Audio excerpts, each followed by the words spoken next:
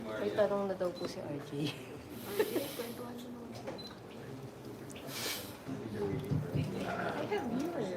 Roger. Nagla-live Start na ka? kayo? Good morning. Saan ka naka-live? Sa account mo. Sa account mo kami nakalive. May access kami lahat. Puro naman idol.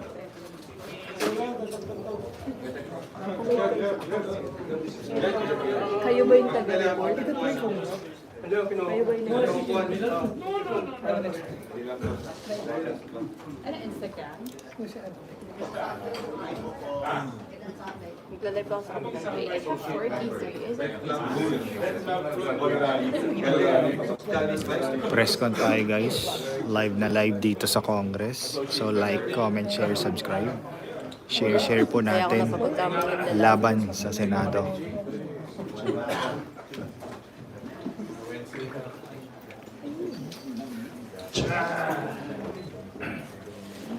Okay na? Ay, sakto, 11 o'clock. On the dot. Sino pa?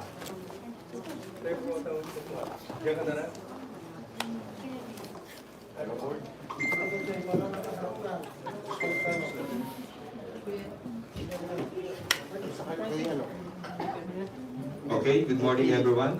Welcome to today's press conference. I'm Ryan Ponce Pacpapa, your moderator for today's event. Today we have new faces, and we will allow them to introduce themselves. We have from Lanao del Sur, Garcia, Alonto Adyong, La Union, First District, Hello. Francisco Paulo P. Comment Ortega, down below guys. Naririnig po ba? Sambales, First District, Naririnig po ba? Isabela, 6th District, Representative Faustino Ino D. And our resident guest, Deputy Speaker, J.J. Suarez. Can I just object to that? Hello guys. Naririnig po ba? Naririnig po ba? Sound check. Okay, before we give the floor to for media questions, sir, your opening remarks. Good morning, of course, to everyone tuning in and listening to Congress TV and, of course, our house live.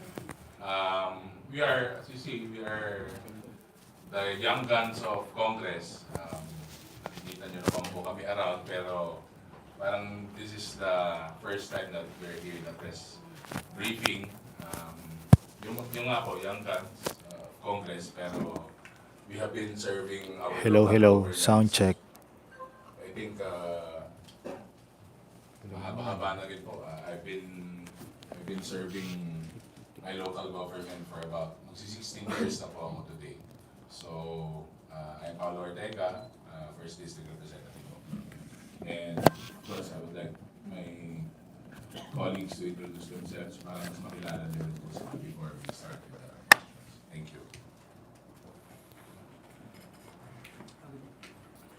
Good morning. I am J. Konghun. I am the representative in the First District of Zambales. I've been in government for almost 22 years now. No? Nag-start ako bilang board member, mayor, then vice governor, and now congressman of the First District of Zambales. And syempre, we are here, no? To support and defend the integrity of the House, no? So, maraming salamat sa chance na ibinibigay sa amin ngayon na marinig at malaman ko ano yung opinion namin sa mga bagay-bagay. Thank you. Zia Alonto Adyong, representing the First District of Lanao del Sur.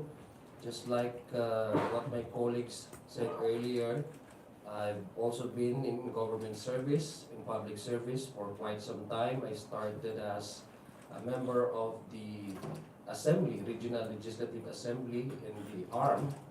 And subsequently, when the ARM was abolished through a plebiscite, I was appointed as member of the Bangsamoro Transition Authority Parliament, serving as a Deputy Speaker. and this is my first term. And I'm really glad and honored to be sitting alongside with this fine gentleman from Luzon. And I look forward to a fruitful engagement with the media. We would be more than willing and glad to answer all your questions. Thank you very much at magandang umaga po. Good morning, everyone. It's a pleasure to be with you all here today. And good morning again. I'm Rep. Inandi from the 6th District of Isabela.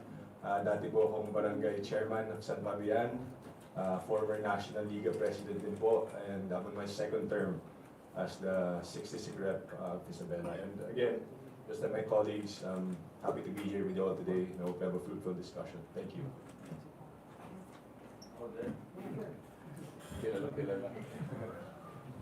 Hi, I'm David Suarez. My GCash number is. I think it's a great opportunity that we have the young voices of the House of Representatives.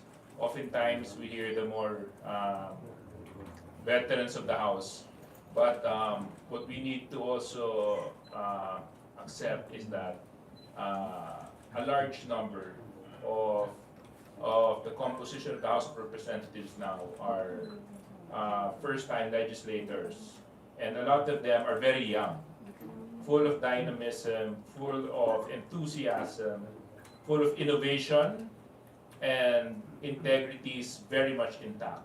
And it's very important for us as a nation to hear their advocacies and to listen to their opinions when it comes to issues that concern the nation. So it's indeed a pleasure to have them in the press briefing, and I'm sure the next few days to come, a lot more voices coming from the different sectors of the House of Representatives will be heard. So maraming salamat.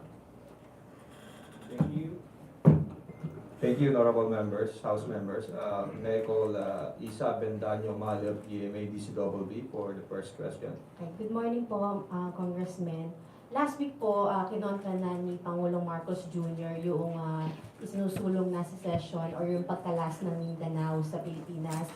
Pero may sagot po si former President Duterte, and he said, secession is a legal process, doesn't mean going to war.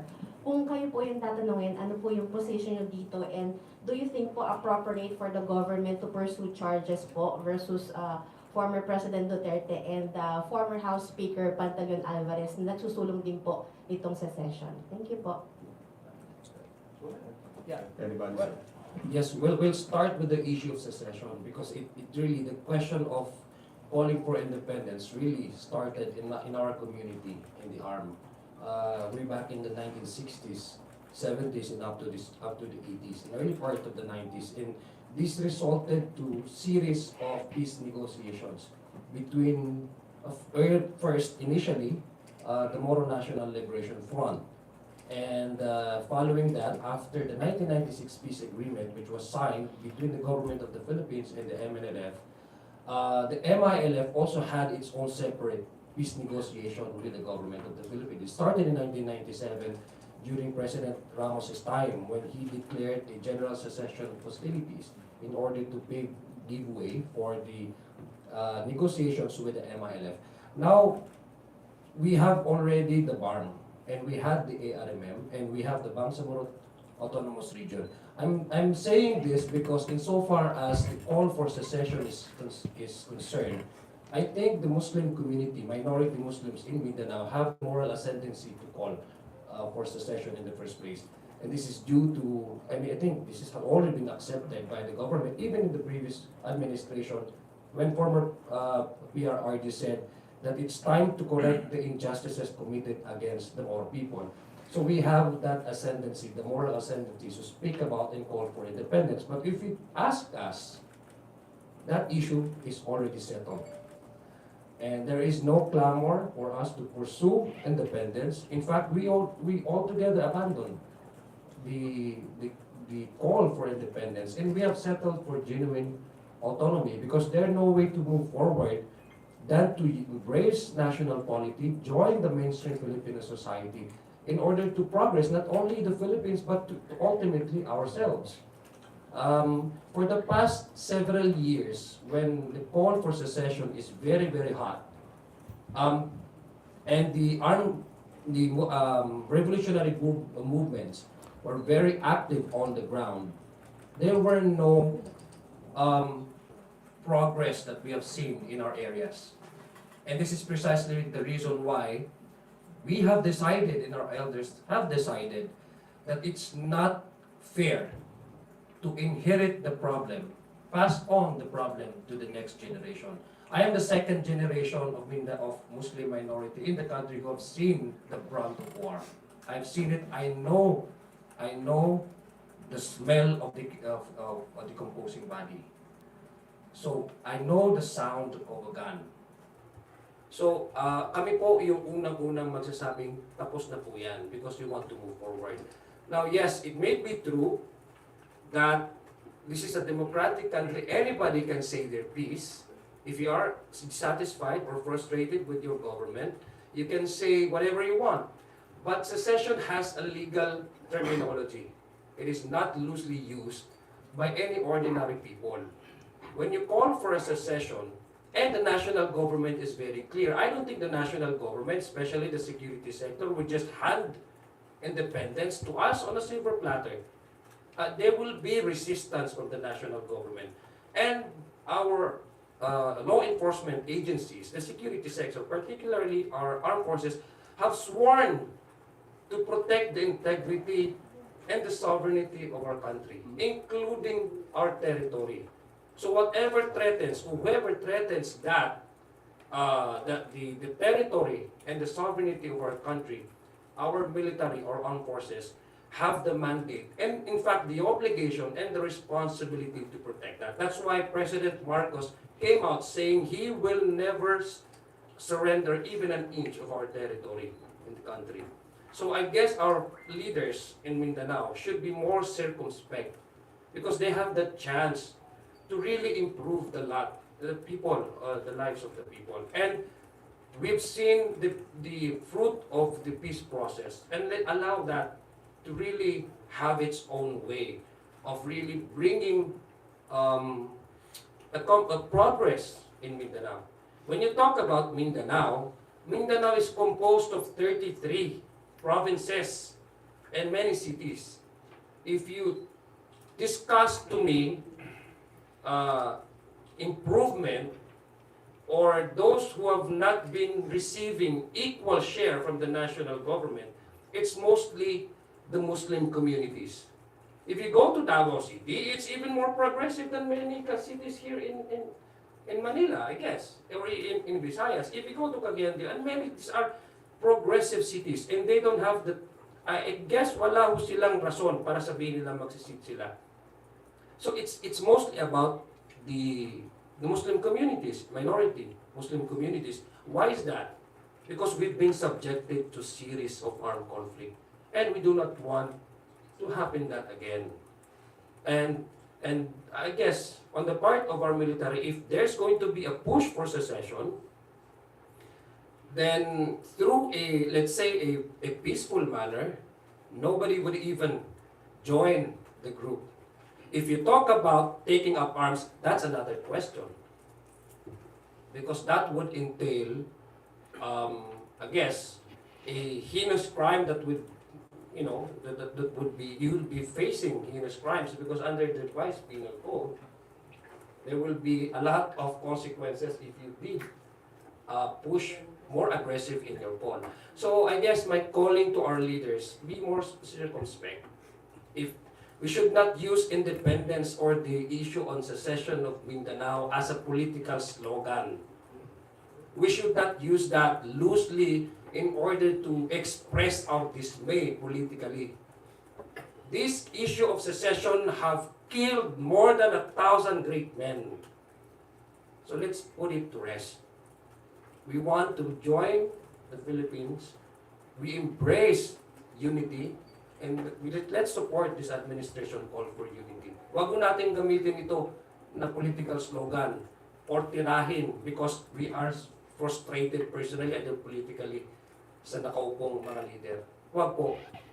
Kasi it adds insult to to the memories of those who are fallen. And those our troops who have sacrificed their lives in order to protect the Philippines. I believe at the least that we can do is to honor their memories and keep this country intact.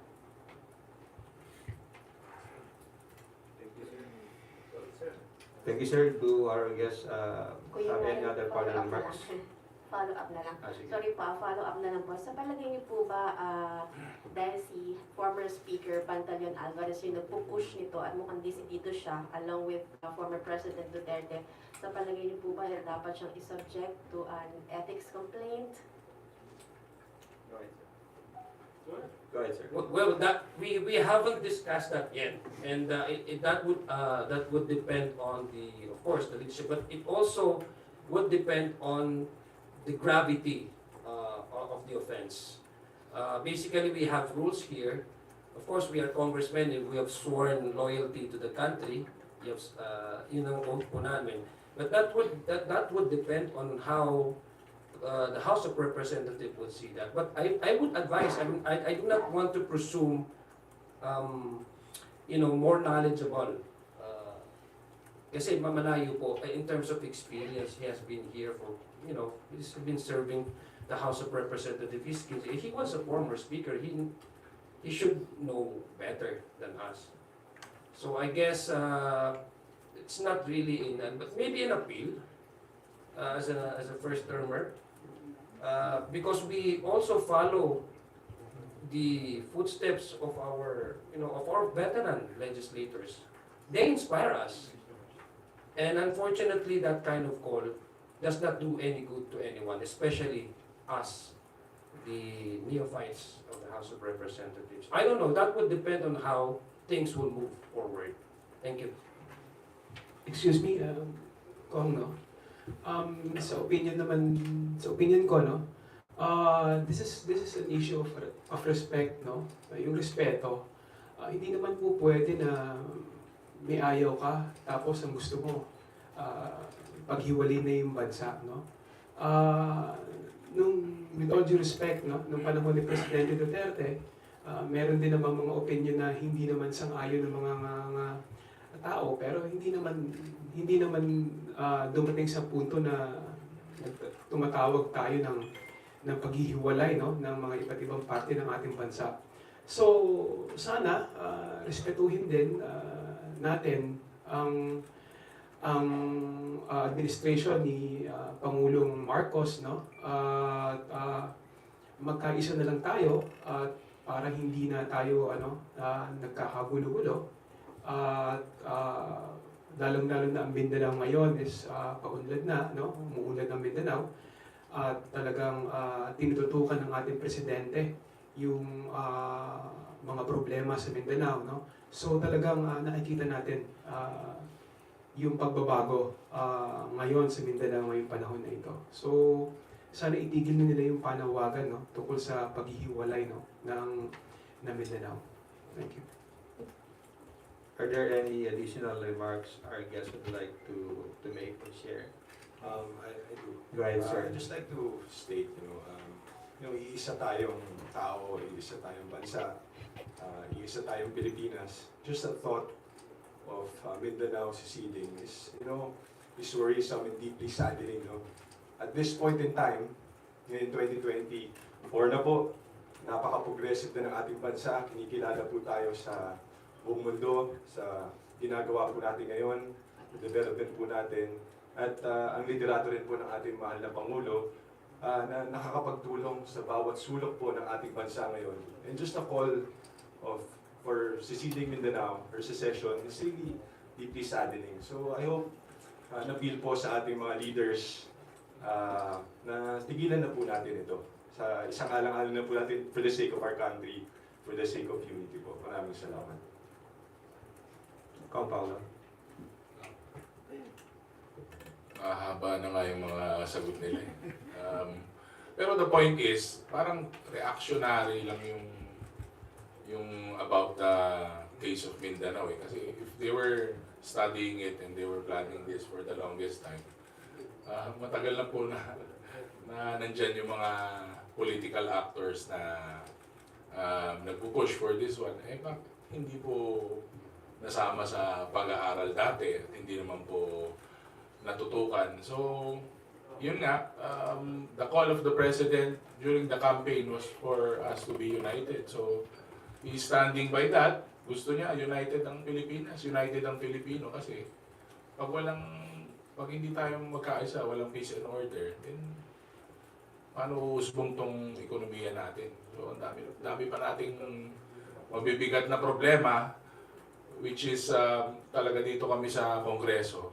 Kaya nga po naipasa na po namin yung mga LEDAC priority measures, nakapasa na po lahat. Kasi we see the urgency of the power of legislation na gawin mas maayos ang buhay ng mga kapwa natin. So, yun lang. Thank you. Thank you, sirs. Next question. Yes, si Billy. Nakalabas lang.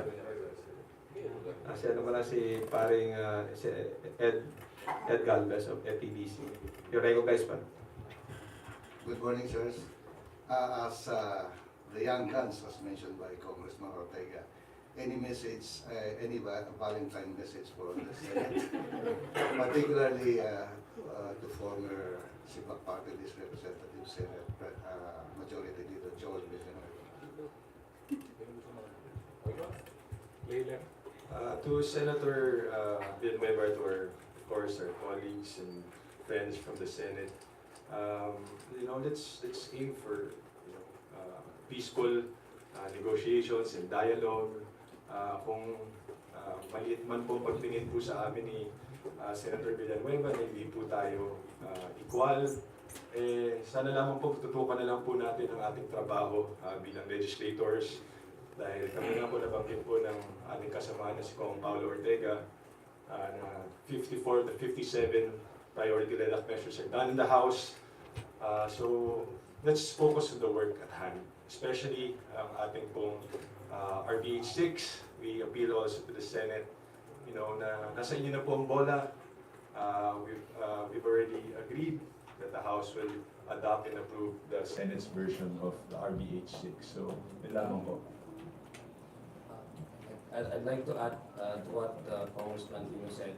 I know the premise where you're trying to you're trying to premise your question because Valentine's Day is almost here. No? I think we're celebrating every February. We're celebrating love, no? Celebrating love, but love goes two ways. It should not be one way. No? It should be reciprocated. Love is partnership. Love is humility. Love is about sharing your life with another. You put that context in the way the legislature is framed under the Constitution. We have two chambers in the House, House of Representatives and the Senate.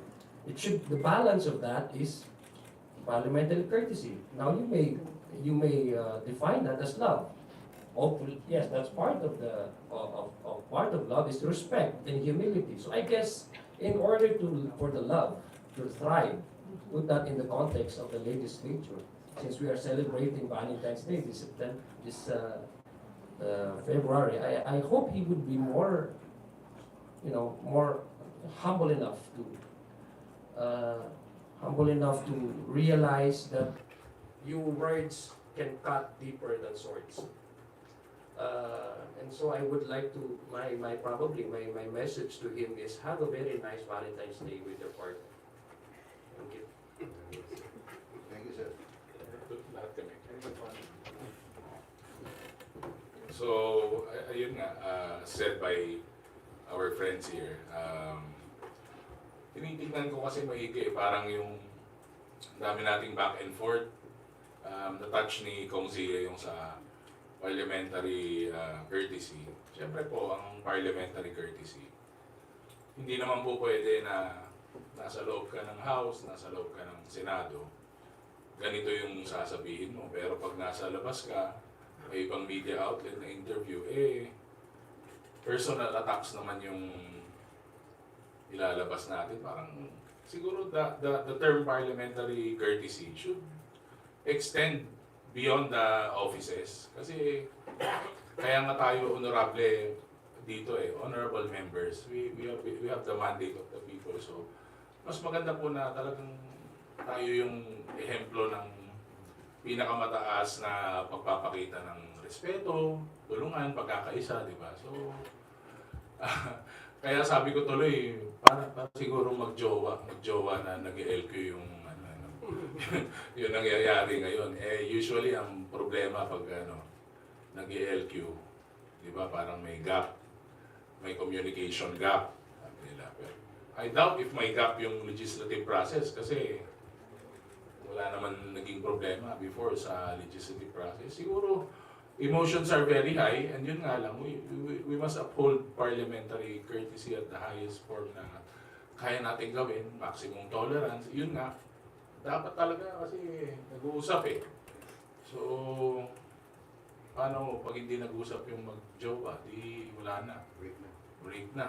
Hindi naman maganda yun. Kami ni Kong Jay, pinaglalaban namin yung mga ganyan. So, ang message ko lang sa kanila, of course, we love them very much and parang hindi kayo naniniwala. Mahal na mahal namin sila kasi kinampanya namin sila, binoto namin sila, sinuportahan namin sila. And sabi nga ni Kong Sia, dapat they should reciprocate the love that we are going to be and still going to be showing and giving to our partners in the Senate. Thank you. Yes, no? Paano sir kung lumapit ulit ang mga senators sa lokal, sa inyo? Yung Sa election, lalapit ulit sila. Okay lang. Lapit sila sa amin. Pero, ang punto naman namin dito ay mag-usap. Yung mga issues na inaayos natin sa House, kailangan maayos muna kasi malapit na po, ilang buwan na lang eh. So, ang target naman natin dito, ang tagline natin dito, magkaisa. So, we will push for that. We will go hard for that. Pero, kailangan siguro tama na yung pag nasa labas na ng mga opisina, may mga kanya-kanyang patutsada pa. Wala na mangyayari dito. Back and forth na lang talaga. Tsaka hindi naman po pwede na yung kanang kamay mo tumatawag ng pagkakaisa tapos yung kaliwang kamay mo sumusuntok, no? Kami naman sa House, syempre, pinagtatanggol lang naman namin yung integrity ng House, no? At saka, pag hindi naman kami sasagot, masyadong bubog-sarado naman ang Kongreso at napapasama na, no? Sa totoo lang, yung House of Representatives, siya yung bugbog na bugbog ngayon, no? So, sana tigilan na, no? At saka yung sinseridad sa pagtawag ng unity, no? Pag sinasabi nila na magkasundo na, sana magkasundo na lang. Hindi po pwede yung ginagawang punching bag ang Kongreso. Yeah, let me just add. Senator Joel Villanueva's statements. Well, I think he heard a lot of congressmen, definitely 100%. Especially the privilege speech that was delivered yesterday. Hindi tama yung ginawa niyang pagmamaliit sa mga miyembro ng mababang kapulungan. Hindi tama nung sinabi niyang district representatives lang kayo, party list lang kayo, at kami nationally elected kami. Hindi po tama yun. Especially we're in a bicameral system of the legislative branch wherein we're both co-equal. I guess my young guns are a little bit kinder than myself. Ako, ang motto ko na lang pagdating sa mga senators, we will never forget. Meron lang po ako idadagdag ang ADS. Kasi may sinasabi po nila, I think they're projecting na binubuli sila ng kasi sila po yung sinasabi mas may mandato sila malaki, 15 million pa nga yung mga boto nila, meaning to say they're popular than us. So bakit namin sila mabubuli? All the media, so with all due respect, whenever they hold press conference or magsabi sila ng nagsaan sila, because they're national leaders. They've been looking, the people are looking, when we actually look at them like a source of inspiration, tapos sinasabi nila kami, wala ko sa amin ang namubuli kasi hindi mo mabuli ang isang tao na mas, according to their logic, mas superior kaysa sa'yo. So I think it's not fair to say na ganun-ganun lang. Ang dali lang nga na sila sabihin sa amin. Sabi nga ni Boss JJ DS na maliit yung tingin kasi mga district representatives, no? So, paano mabubuli ang isang bagay? Halimbawa, mabubuli ang mas according to their own interpretation. No, a weaker one cannot bully the bigger one. As simple as that. So, tama po yung sinabi ng aking mga colleagues dito. It's start to lay down and go back actually to the very essence of why we have two chambers in the legislature. No? Para po may respeto at may galang sa bawat isa at maging careful po tayo sa mga ating sinasabi. Dahil pag ikaw po ang nagsabi ng isang bagay na nakakasira sa integridad ng isang institusyon, lalong-lalo na sa personalidad ng isang tao, mahirap na po bawiin yan. So, kaya nga po sabi nga ni Boss Paolo, kami, willing naman kami, we're open arms eh. Should they want to, by 2028, may election na eh. Open arms naman po. So, gano'n lang po, idadagdag ko sa sinabi po ni Boss, yes, JJ. Saka dagdag ko lang po, no? Nakikita nyo naman, mukha ba kaming bully? Wala.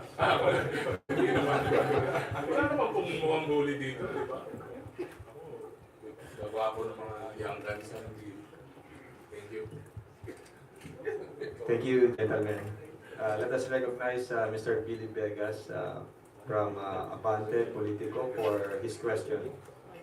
Sir, Mike. Magandang hapon po. Sir, ask ko lang po your thoughts dun sa banat ni former President Duterte at yung anak niya kay President Marcos while yung si VP Sara naman remains in a cabinet. And number 2 po, meron pa bang unity sa unity?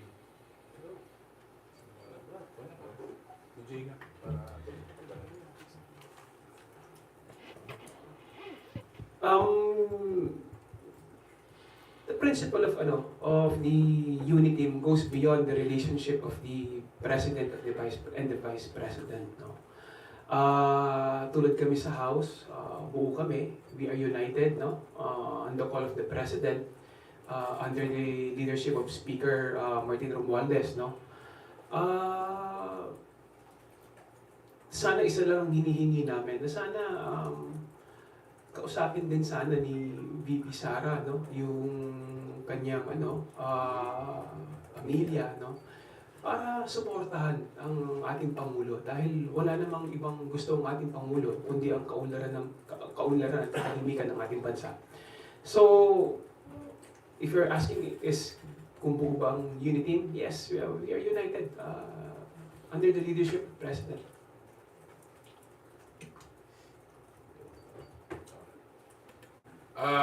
Ako yung reaction ko lang, Sir Billy, no? Billy.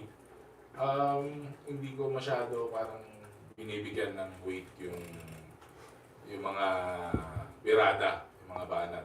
Kasi nakikita ko naman dito sa kami, perfect examples kami, nasa distrito kami, nasa ground.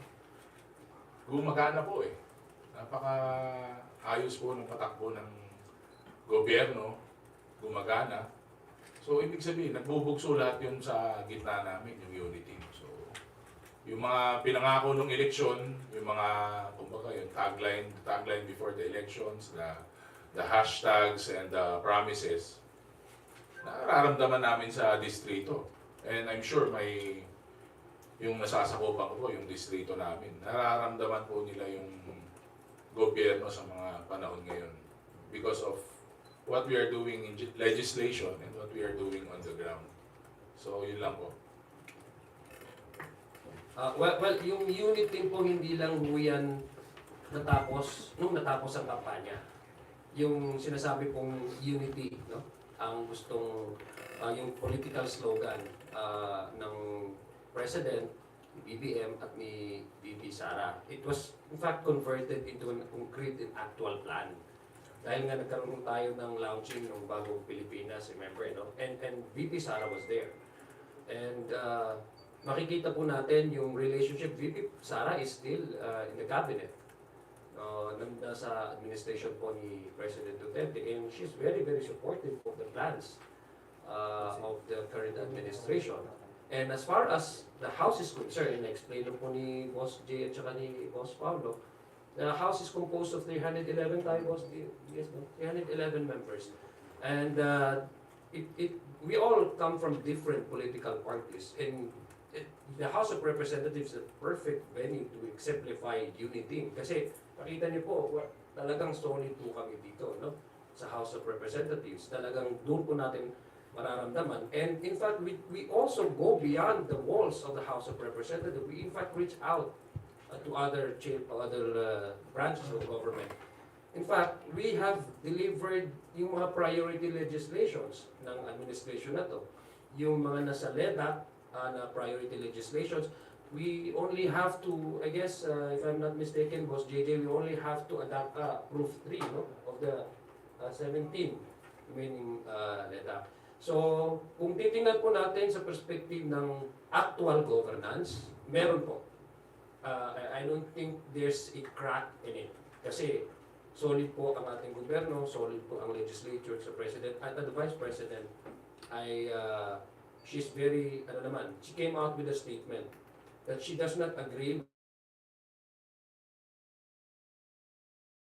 She in fact still supports the President. So that's an indication that this political campaign during that time was actually still intact insofar as putting the words into concrete actions.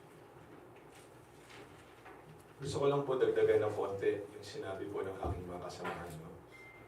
Kagaya po ng sabi nila, nandito po tayo sa Kongreso, sa House, mula kami sa iba't ibang parte ng ating bansa, iba't ibang partido, pero iisa po ang ating layunin.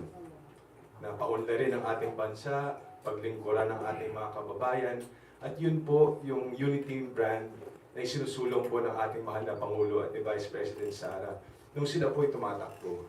At kami po lahat hanggang ngayon, at kung tatanungin nyo rin po ang mga leaders po natin sa iba't ibang parte ng Pilipinas, ay panigurado sila pa rin po ay naniniwala dito sa konsepto ng unity. Dahil lahat naman po nga tayo, ayun nga po ang layunin natin, ay ang pagbabago at kaunlaran ng ating bansa. At nandito na po tayo sa panibagong yugto ng pagbabago. May kita naman po natin, kagaya ng sabi ni Kong Paulo, pumunta po kayo sa iba't ibang sulok ng ating bansa ay may napakaraming proyektong nangyayari, napakaraming programang na ibababa sa ating mga kababayan, napakarami po natin natutulungan. And you can see it, sa utilization rate ng ating mga ahensya ng gobyerno. So ako po pa rin, syempre, the unity team is still strong and alive in our country today.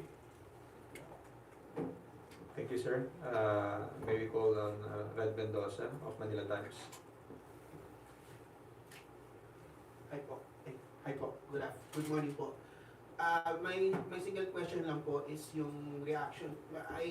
Pong Adjong, I'd like to ask your reaction po sinabi ni former presidential spokesman San Panelo sa The Manila Times na yung reaction daw po ng mga tao sa opposition ng Mindanao Succession has become gone ballistic from overreaction to utterly absurd. And I quote him na an idea of Mindanao succession cannot be absolutely said to be doomed to fail.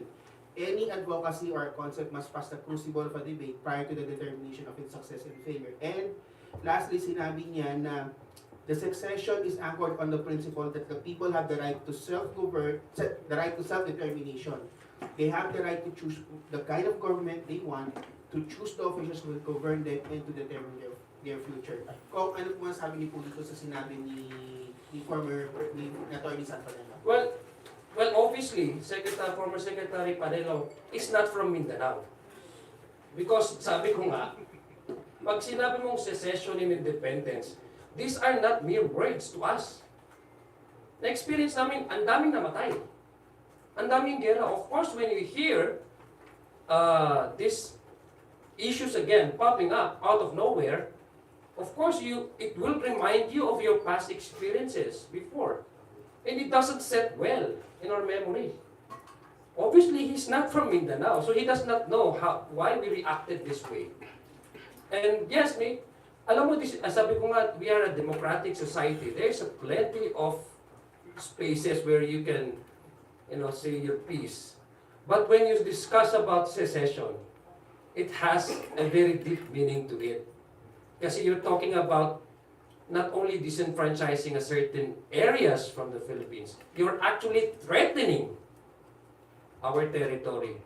You are threatening not only the geographical composition of the Philippines, but you are in fact threatening the existing institutions, which, by the way, institutions are very, very working now. So I'm sorry if that's not this cup of tea. Pero kami ng mga taong Mindanao, at kami ang nakarinig ng putukan, at kami ang nakita kung sino namatay. Ako namatay na ako ng mga kamag-anak. Of course, when you talk about and come approach me and talk about these things, hindi lang go ballistic, baka ano. So, ang ano ko lang sa kanya, kay Secretary Panelo, pupunta na kaya siya ng Mindanao at doon siya tumira sa area namin at sabihin niya may mga, kung may mga, lalo na sa mga community, mga conflict-stricken communities. At sabihin kaya niya na mag-independent siya. At anong makukuha niyang reaction? Thank you, sir. For the last two questions, maybe from Mel of PTV4 and Sheila from Philippine Star. And another one from Vic. Okay, last question ka, Vic. Mela. Okay, just a follow-up question. I'm Mela Suarez from PTV4. Just a follow-up question about charter change. Actually, for DS Suarez po sana, but other congressmen can also answer. Kahapon po kasi sa ating press conference, nawagan na rin yung House leaders na imbes na word war, manaig na nga at magkaroon na ng healthy and democratic discussion. Sabi niyo nga po, let love rule. Pero ang nangyayari po kasi, sa ngayon nga, tuloy pa rin, even sa Senate plenary, meron pa rin message about sa House at kumbaga ay tuluyan pa rin yung mabibigat na salita. Para sa inyo, kailan po kaya natin ito nakikita mahihinto at given na isang buwan na lang ay mag-break na, Holy Week break na ang Kongreso, sa tingin nyo, kayang-kaya pa rin naman po itong maipasa itong RBH 6 naman sa dalawang kapulungan ng Kongreso? Well, I can't speak on behalf of the Senate when it comes to how quickly they can do their work. But I can speak on behalf of the House because this is what I am a member of.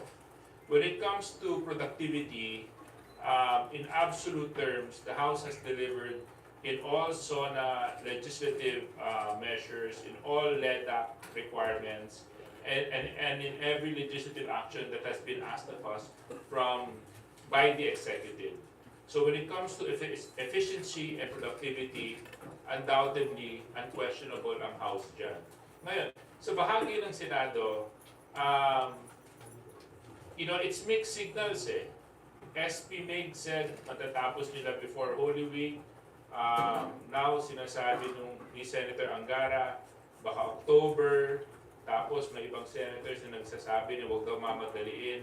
So, we really can't hold on to a definitive timeline when it comes to how soon the Senate can act on RBH 6. That's why I'm asking the media to please ask them what is their timeline.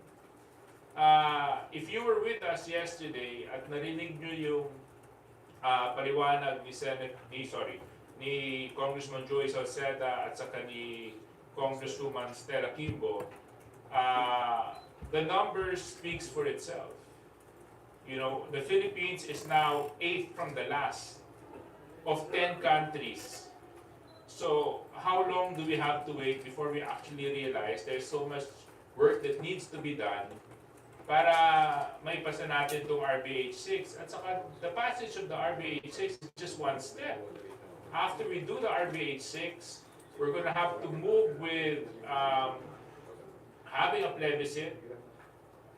Then after we have a plebiscite, we're going to have to operationalize the Constitution by enacting laws. And I'm telling you, aabutin na tayo ng midterm elections. Pagkatapos nun, may bagong set of congressmen, may bagong set ng senators na darating. Baka ma-operationalize natin to, masyadong dulo na sa term ng ating Pangulong Bongbong Marcos. That's why ang panawagan ko sa Senado, and we have been very consistent, since January, when we've been having this press conference, do your work and do your work fast. Because time is not on our side. And neither are the other countries in the world and the businesses and the investors. They are not going to wait for the Philippines. We need to make sure that the gates are open for them to come in. Thank you, sir. Number I mean, comment? kayo, Number comment from our guest? You know, with regards to this, may pagkakataon po tayong amendahan kung ipapasa po ito ng Senado ang ating konstitusyon. Kasi kung titingnan niyo po, nakakalungkot naman po talaga no, kada people would compare our country, the development in our country to our neighboring countries. Transportation, yung cost of electricity natin, cost of telco natin, certain services, that the brunt of this is burden to the Filipino people, mga kababayan po natin yung naantala dito. Sila po yung nagsasakripisyo at naapektuhan dahil nga po dito sa hindi po natin magawa ng solusyon. Although of course, our country is progressive, we're developing, although to reach another point of our development, we really need to amend the Constitution. I'm fully supportive of this. I know most of the members of the House are supportive of this. So it is really time for counterparts in the Senate to really consider and to work on RBH 6. Hopefully soon that they finish the dialogue or the hearings, and that we hope that we appeal to them. We're focusing on the economic provisions at to pass na po RBH 6. Yun lamang po. Salamat. Well, kay copy-paste ko na lang yung sinabi niyo, Boss JJ, kasi ganun lang din naman ang aming panawagan. Ako, at least, yung economic provisions na sinasabi po sa ating Constitution, in fact, ang mag-benefit lang hunta talaga nito, kami pong nasa laylayan. So, ako, as a member, as a representative from first district of my province, it would give tremendous benefit kung if you revisit the Constitution, na tingnan natin kung ano yung mga possible adjustments ang gagawin natin doon para mapagbigyan yung pagkakataon na tayo naman ay umunlad tulad ng mga neighboring countries natin dito sa ASEAN, para hindi naman tayo mapag-iwanan. Na-choice na lang natin yun kung sa darating ng mga taon ay ganito pa rin po tayo. So, choice din natin na sa darating ng mga taon ay mag-improve po tayo. So, it's a matter of choice. And lahat actually, tayo, ang Senado at ang Kongreso, I'm sure we all aim for progress. We all aim for development. Ang gusto ko lang sanang makita in the coming days, huwag sanang gamitin itong issue ng constitutional amendment, itong chacha, gamitin na as a springboard for political preparation in 2025. Gawin po natin, let's be public servant in the meantime and talk about economic provisions. Let's revisit. There's nothing wrong if we sit down and do all the work that we are tasked to do, particularly getting our country at par with our neighboring countries in the ASEAN. May lang po, no? You know where the House stands. Andiyan na po yung stand ng House. The numbers are there. Yung mga natapos namin na trabaho. Simply, what gets measured gets done. So, nandiyan na po yung mga numbers. Solid naman po lahat na isubmit na. Kailangan na lang po trabahuin. Wala sa amin yung bola. Kailangan na lang yung part nila, on their part, para mag-winning shot na tayo para sa economy. Kasi minsan po, mahirap po yung mga band-aid solutions na lang na pag may sakuna, bigay ng ayuda, bababa na lang. Hindi ba mas maganda po na dahil sa maganda na po yung ekonomiya, pag may bagyo, may disaster, self-sufficient and self-sustaining na po yung mga kababayan natin at yung mga mas mahihirap pa na sektor, yun na lang po ang ating tinututukan, hindi po yung buong sektor po. So, yun lang. Thank you very much.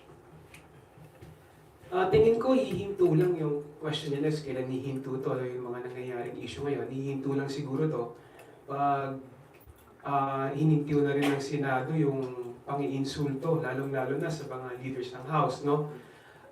Hihinto lang to pag tinigilan nila yung pagmamaliit, no, sa mga miyembro ng mababang kapulungan. Hihinto lang to, no, pag itinigil nila yung pagbabato ng putik, lalong-lalo na sa mga leader namin. Siyempre, tatayin namin si Speaker dito sa Kongreso. Natural lang na magre-react kami pag tatanggol namin siya. Pag yung tatay namin binabato, no? Pag may mga leader namin kung ano-ano ang sinasabi, no, sa mga leader natin. So, hihinto lang siguro ito, no? Pag lahat tayo, lalong-lalo na sa House naman, nagtatrabaho naman kami, like katulad nga na sinabi ng mga kasama ko, 54 out of the 57 LEDAC measures is naaprubahan na ng House, no? So magtrabaho na lang tayo, huwag na tayong magbatuhan ng putik, huwag na tayong tigilan na natin yung pang-iinsulto, at trabaho na lang, ha? Dahil lahat naman tayo gusto is tulungan ng Presidente na mapaunlad yung ating bansa. Thank you, sir. Just to cap it off, don't you find it ironic that it's the youth of the nation who's asking for statesmanship? It's the youth of the nation who's asking for interparliamentary courtesy. It's the youth of the nation who's asking to actually work and move forward. So I think that is such a welcome development. As na you're seeing young voices expressing their dismay, but at the same time, young voices expressing their hope that they want to move the country forward. So I just wanted to point that out because it's such a revelation, I guess, for everybody. Thank you, sir. Let us acknowledge Sheila from Philippine Star. Ay, good afternoon po. Sir, you introduce yourself as yung young guns. Kayo na ba yung papalit sa sa Spice Boys? And sir, pwede pakikwento, paano kayo nabuo? Sino nag-initiate? And ano ba exactly yung role nyo? Especially nga may awayan between House and President Duterte, House and Senate. May manager yan, ha? Ano yung gagawin nyo tungkol sa yung situation? Dami mong tanong naman, pero sasagutin natin isa-isa. Well, nag-umpisa to before, nung orientation po ng mga neophytes. Lumalabas po halos, hindi naman kalahati, pero close to half of the house are members of the age ng kabataan po, yung atin pong 40 years old and below.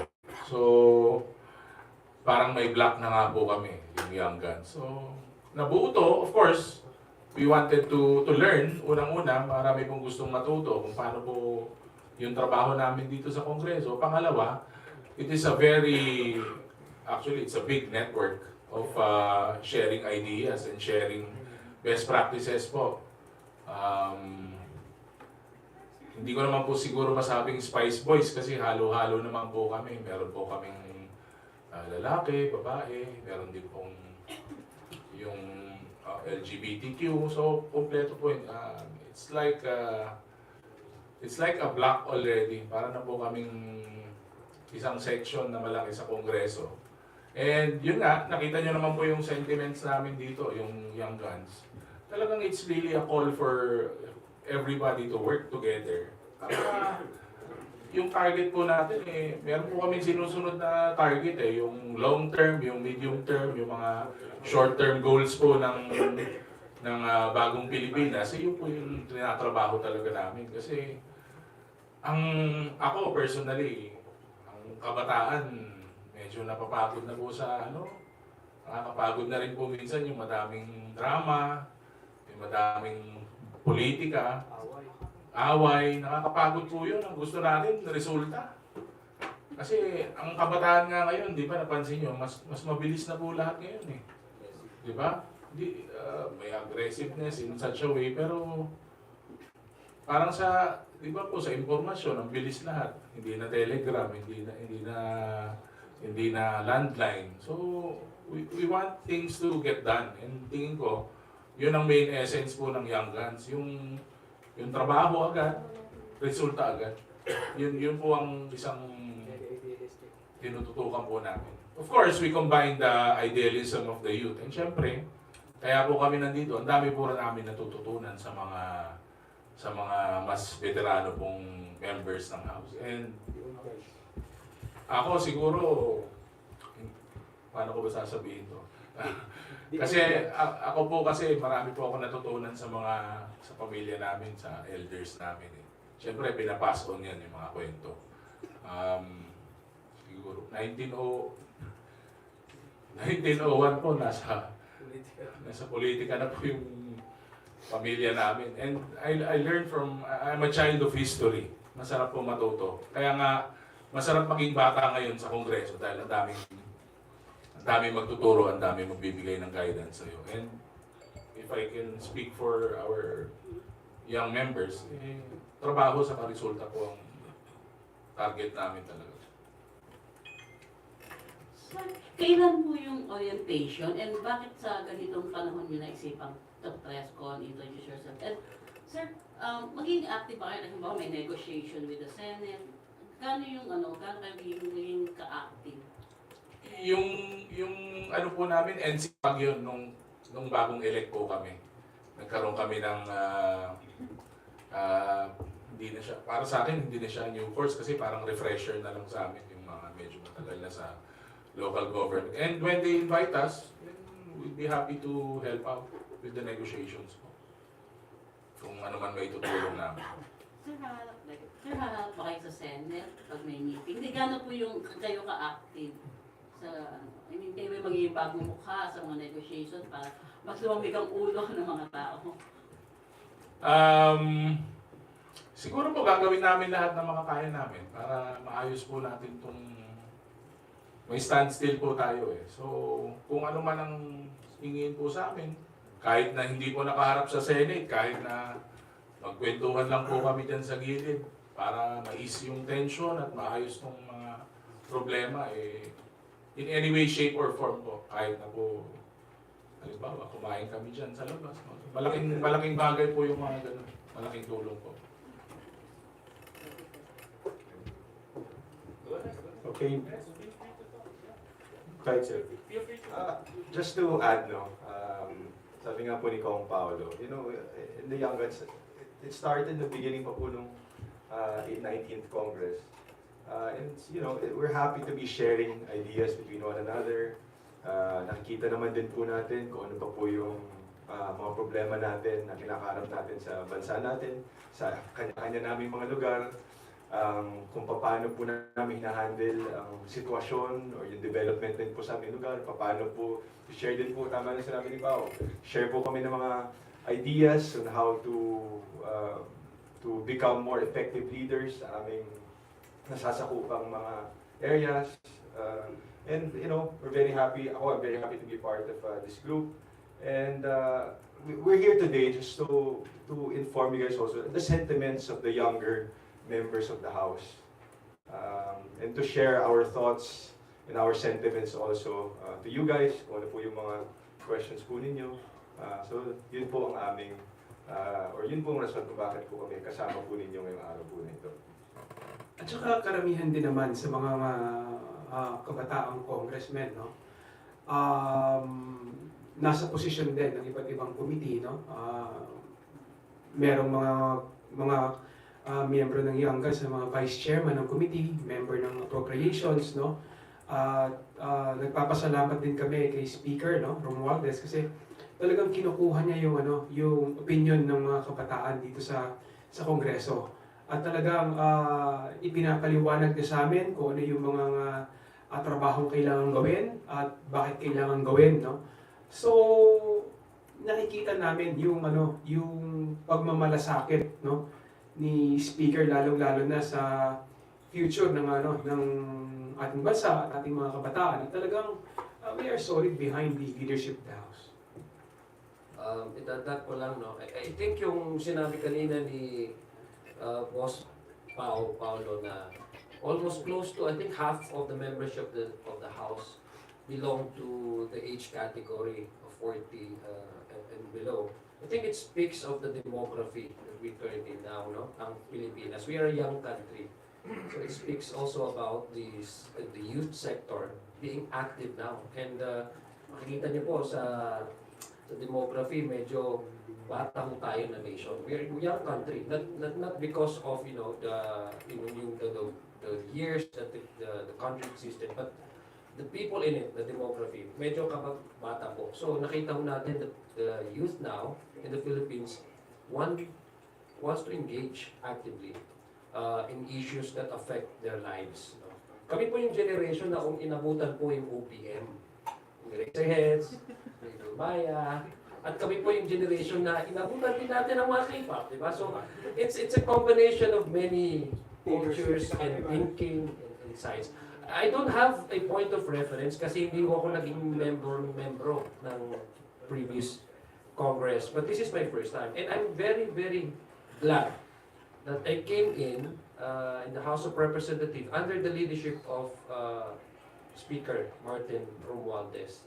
He's a type of leader who likes to listen to any lahat ng opinion, regardless whether you're a veteran or you are a younger member of the House. He embraces all opinions because he celebrates dynamism. And our country is very, very dynamic because we have a active youth in our country. So I'm very glad. Ako personally, I'm very glad that I came in under the leadership of Speaker Martin Romualdez. And the reason why I try to connect this with, yung current na social strata natin, it's because it would also perhaps a lesson to the elders, no? Kapag tayo po ay nasa posisyon, if we have a responsibility as big as, former speaker, former president, let's be more circumspect in our words because the youth actually looks up to you. And ayaw namin yung kung ano-ano lang yung mga hindi magagandang salita ang lumalabas po sa ating mga bibig. Thank you. Thank you, sir. Could we have a word from Deputy Speaker Suarez, the Young Guns talent manager? Actually, I wanted to escape myself from the discussion. But since I was asked, I still consider myself quite young. Quite. Huwag na lang young, quite. I think what the Young Guns show is the diversity presently in the House of Representatives. It also shows the aggressiveness and the enthusiasm and the fresh ideas that they bring to the table. Na kung titingnan naman natin to, ihahambing natin sa ipinaglalaban natin na pagbabago ng ating konstitusyon, makikita natin na parallel talaga. Because it is only through these innovations, creativity, that we can push the country forward. And in order to push the country forward, we need to be able to remove the restrictions that hinder us from propelling the Philippines to the next chapter. And I think with the fresh talent that we have in the House of Representatives, representing their respective districts, and mind you, itong mga young guns na to, hindi ito yung silent majority ng House of Representatives.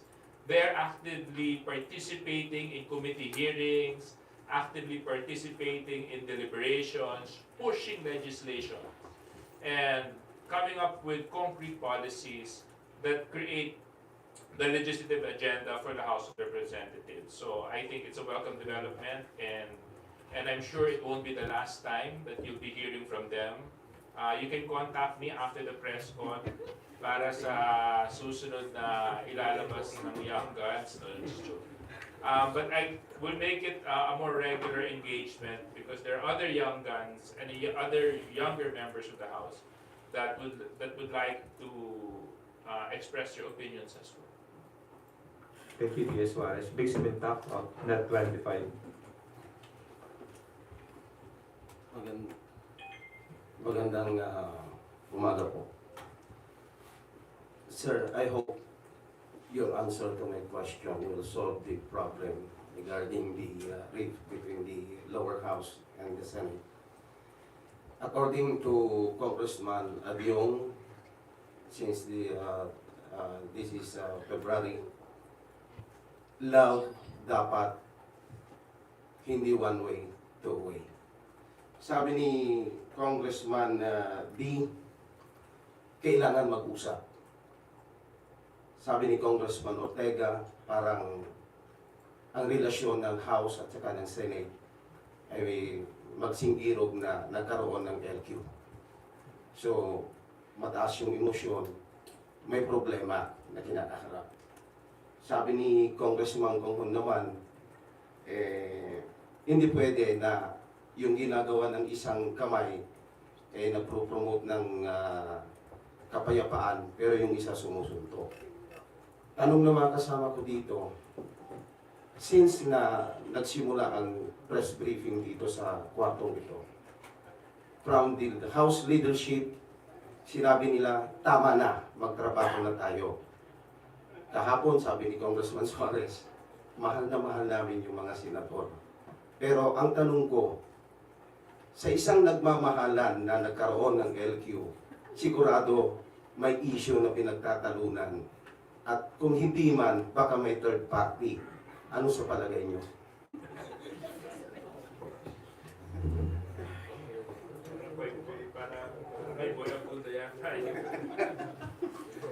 Go ahead. Well, may kasabihan naman po tayo na the more you hate, the more you love, di ba? So, depende po yan kung ano po yung pipiliin mo doon, yung hate or yung love. Kami po dito sa House of Representatives, we've been very, very consistent. Sabi po natin, let's work together, let's solve our differences in our interpretation. Hindi naman yung personalan dapat kasi interpretation naman po ito sa amendment. So, ako, pipiliin mo namin, at alam ko, I'm confident to say, pipiliin mo namin yung love rather than yung hate. So, yes, open po kami. At tama po yung sinabi ni DSJJ, paano naman po namin talaga mga senador dahil sumusuporta naman po kami sa kanila nung previous elections. Sila po yung mga katong namin. At saka, the House can never really survive without the Senate because we are by nature, bicameral legislature. So, yun po yung aking kasagutan doon. Mahal namin po sila and we're willing to work with them. We respect the institution and we're even go forward in trying to reach out. Again, this has been the message that the leadership of the House has been saying all along.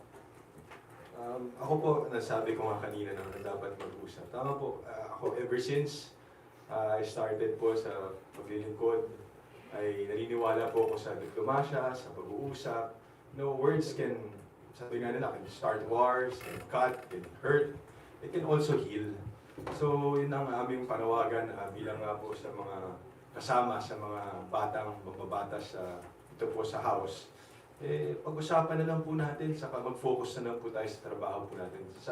Para naman po ito ginagawa natin sa bansa natin, sa mga lugar natin, sa mga nasasakupan po natin mga areas. So, yun lamang po.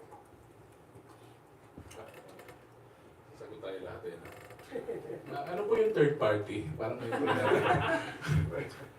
Baka may pwersa, isang unseen na kumbaga hindi nakikitang grupo na nanggagatong kaya lalong lumalala yung problema. Ngayon ko lang kasi narinig yung third party. Parang hindi ko alam yung mga ganong lingwahe. So, I leave it at this to our members of the press. Hindi ka naman nagmamahal kung hindi ka nasasaktan. So, parte lahat po yan ng... parte po lahat yan ng mas malaking pagmamahal, which is yung pagmamahal po natin sa bayan. So, nangyayari po talaga yan. Pero, kailangan na po nating ayusin. Hopefully, malapit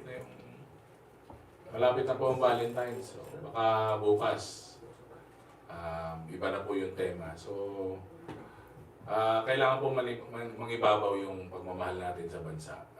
Yun lang po. Thank you. Siyempre, tama naman si DSJJ, no? Mahal namin yung mga senador, no? Tinulungan nga namin sila nung nakaraang election, no? Halos lahat naman kami nilapitan ng mga senador, no? At tinulungan din namin sila nung nakaraang election. So, doon mo makikita yung pagmamahal na ibinibigay namin sa kanila. Thank you, sir. For our last question, Elson Kismorio of Manila Bulletin. Hello po, pasensya na po. Kung sa good day po, just want to ask you po, any reaction po dun sa mga sunod-sunod na pamphlet na natatanggap ng government institutions? Just name a few, DNR, PIA, NHA, CHED. It happened amid the secession talk. Does it sound peculiar to you? Anybody po? Yeah. Well, I'm sure the National Security Council is on top of the situation. And with regards to the threats that happened yesterday, I think they were all mischievous and non-existent. So I hope this is not part of any destabilization attempts with regards to efforts and services and programs being done by the government. But we can't comment on that. Siguro antayin na lang natin na yung proper department at ahensya at kalihim ang magbigay ng komento tungkol po doon.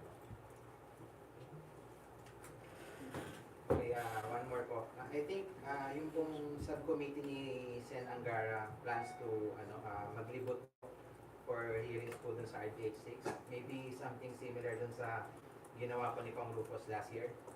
You think this would open for more dialogue sa mga locals? But then again, sir, this will take more time. So, what's your take on that? Is it good, bad? In terms of time, of course, it will take a very long process if iikutin po ng ating or ng committee, ng subcommittee, ang iba't ibang parte po ng ating bansa. But of course, it's very important to hear the voices of the people from different areas. Maybe it's better to invite them, different organizations or different groups of civil societies from different parts of the country, to invite them to hear kung ano pong opinion nila ukol dito. Pero palagay ko naman po, sa panahon ngayon, pare-pareho po ang sentimento ng lahat, na the change needs to happen. And not only for this point in time, but for the future generations, yung pong ating pinag-uusapan na po dito, for the future of our country. So, yun lamang po.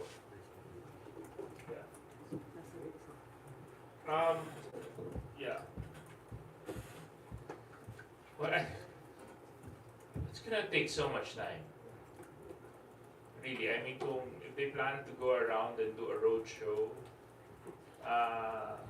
there are a lot of ways of saying you're in favor and you are not. So I hope this is not one way that they're saying that they're not in favor. No? Kasi maliwanag naman yung mensahe ni Presidente last week. He is for charter amendments, specifically on economic provisions.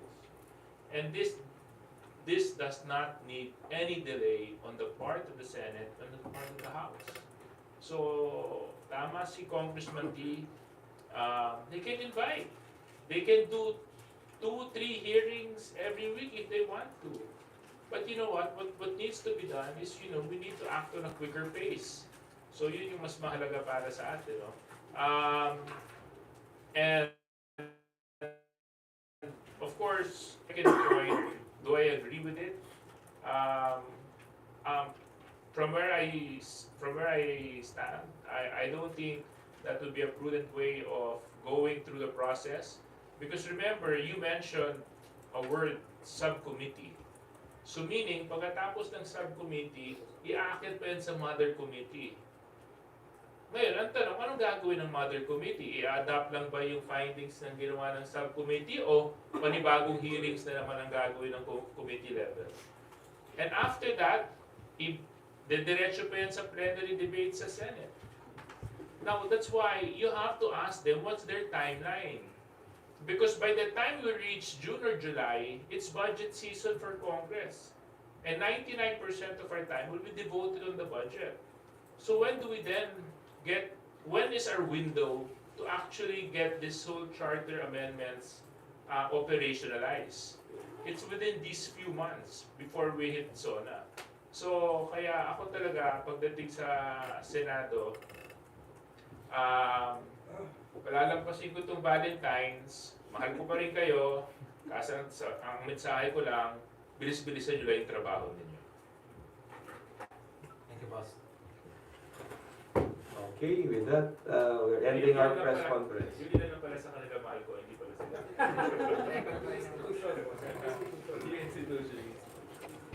Thank you, Young Guns members, and DS Juarez.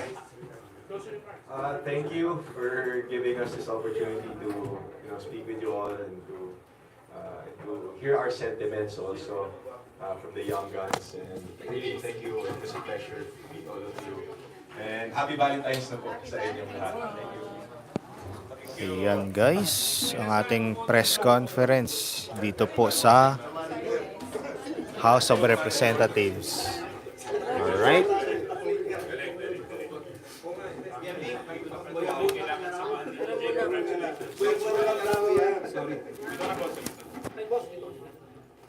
Hey, can you use my phone?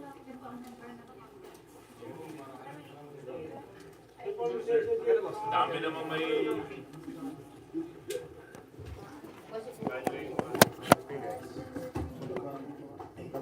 Dito ba?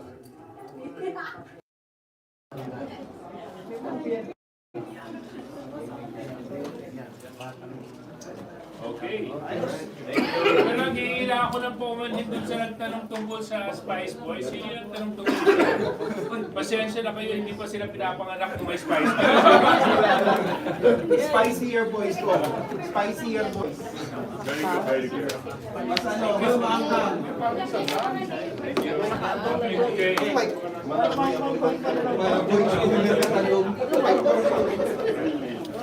Dalawa ko kainin muna kayo.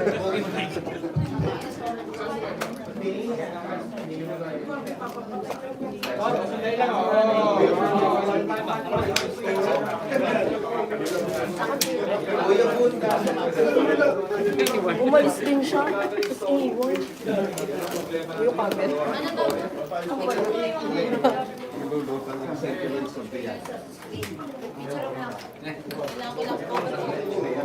Yan guys.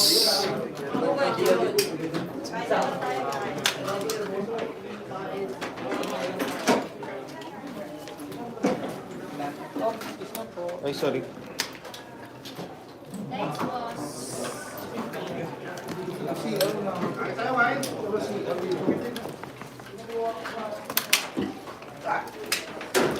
Young Guns. Ikaw, pagkita niya. Sa akin yan? Saan ikaw? Sa pintilito. I-invest sa labas pa kayo dito eh.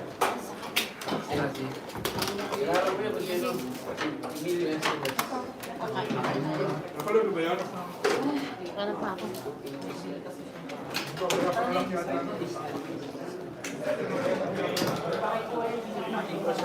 Interview ata sila. Saan? Wala.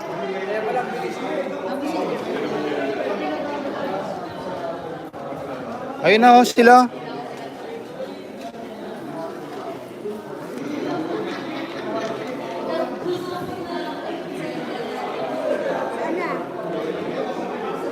Magla-lunch daw. Yun oh.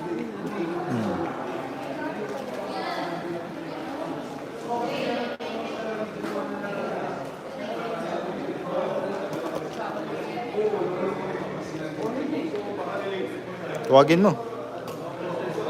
Baka maligaw. Ayun oh. Kasama ng congressman.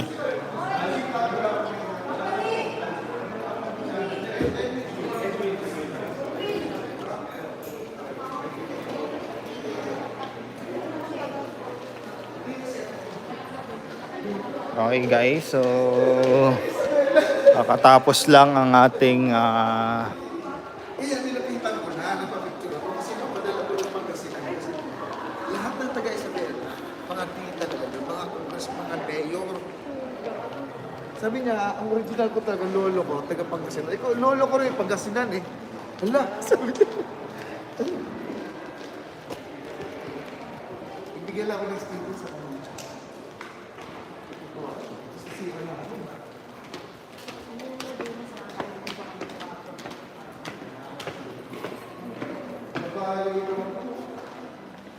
Yung parking lot dito. Yan yung flag ng Congress. Yan. Kumusta ang ating ang ating tawag dito? Press conference. So, ano masasabi nyo, guys?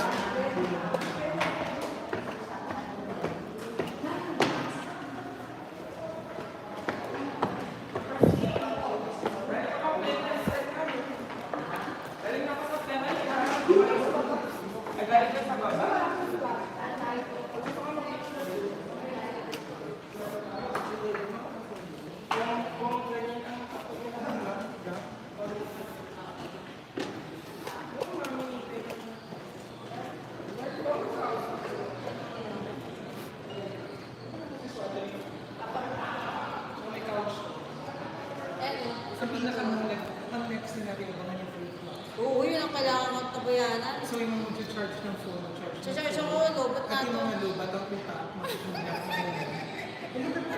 Don't wait for me. Ayan o, kailangan sa ilis eh. Okay, guys. Ay, naku yata. Tulog ako. Tutulog muna ako. Kinakancel ko lahat ng mga ticket.